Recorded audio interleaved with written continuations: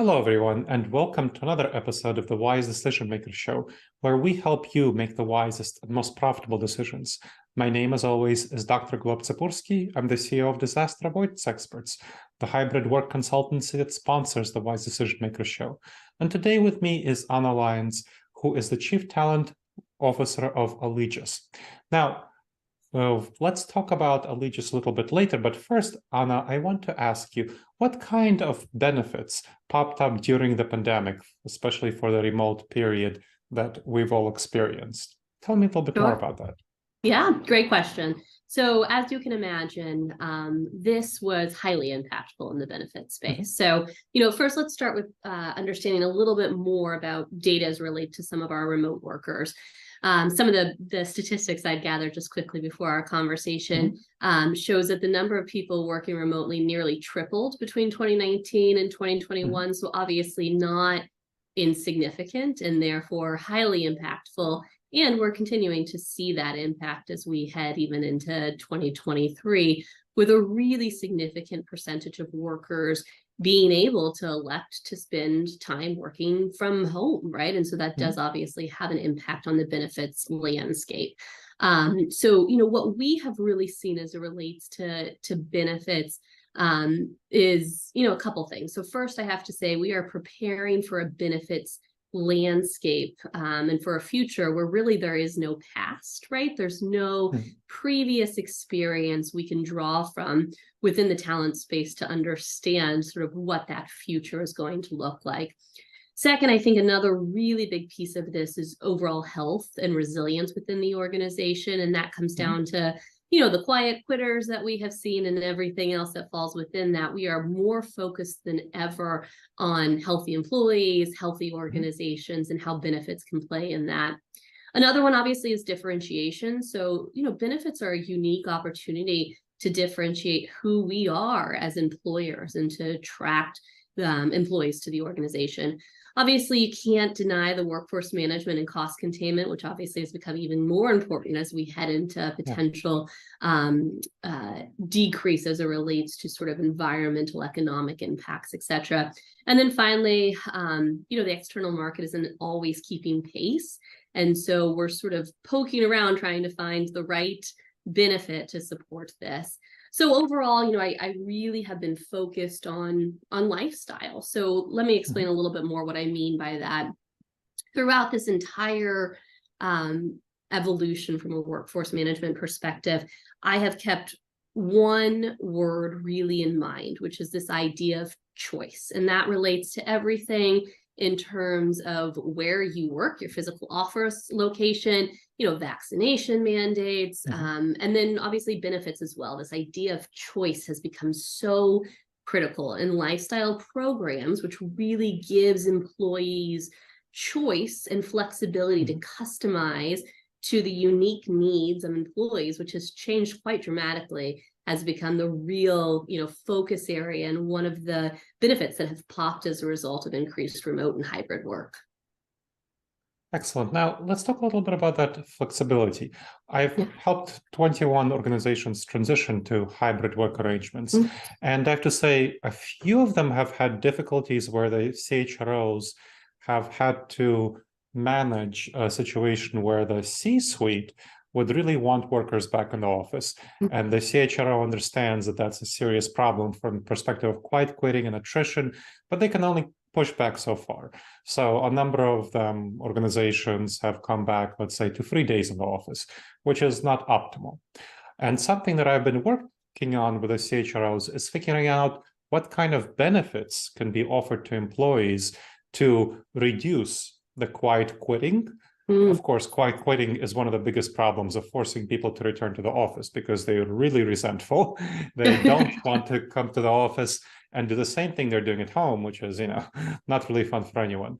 But if the top leaders say that, at least it's not 5 days in the office, at least it's 3 days in the office. So how do we address that quiet quitting? And I've been working on how to use benefits to address that. How do we use benefits to reduce attrition? How do we use benefits to reduce resistance if indeed there is less flexibility being offered than employees want? Yeah, it's a great question. And I guess, I said my first word that I've been using is choice. And I think probably my second on the list is balance, right? And so this concept of how you balance what is an employer's desire, and I agree, many employers believe that productivity, engagement, et cetera, is higher when individuals are in office. And I'm certainly not going to, necessarily address that.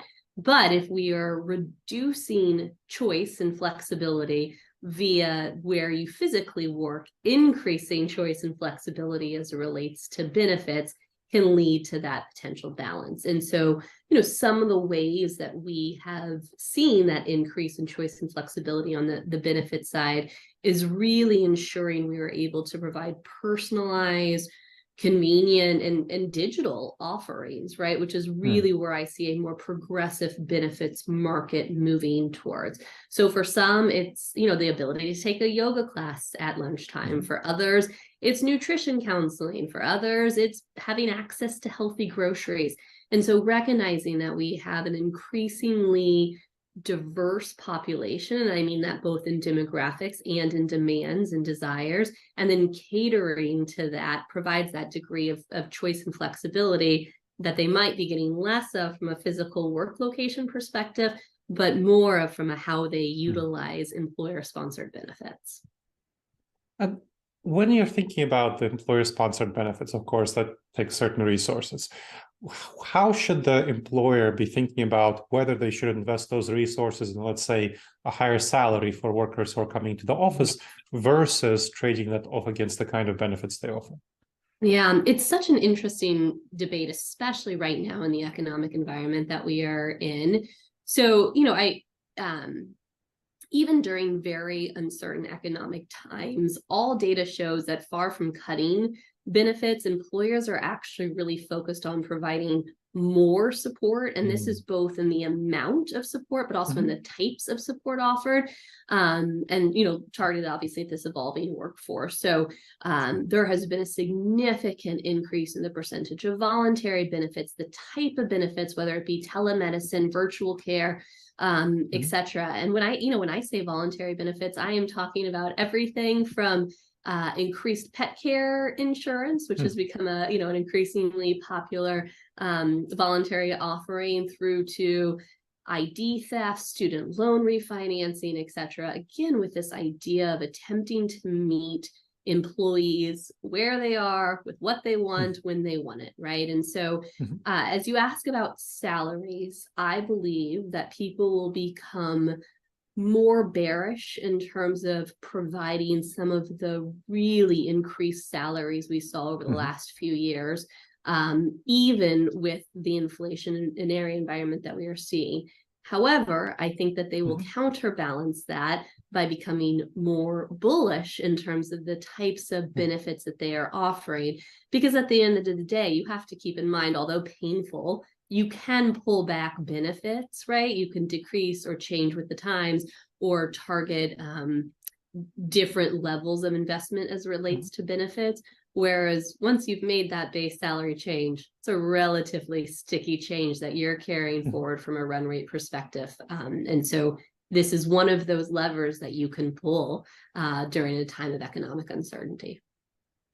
I think that's really insightful. And one of the things that's really important to think about, so that benefits is something that's easier to decrease.